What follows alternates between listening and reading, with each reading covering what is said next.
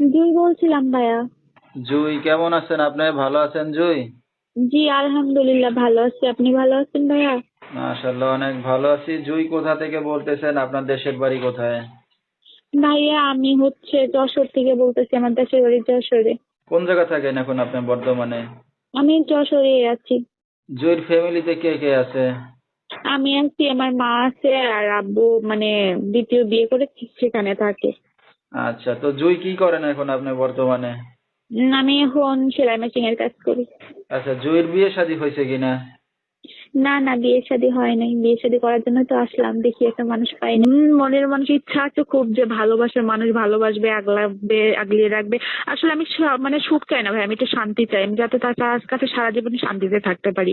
আমি দুই মতো ডাল ভাত খেয়ে তার জীবন তার বুকে ভালো থাকতে পারি। আচ্ছা, এমন একটা মানুষ পাইলে এখন বিয়ে শাদী করবেন নাকি?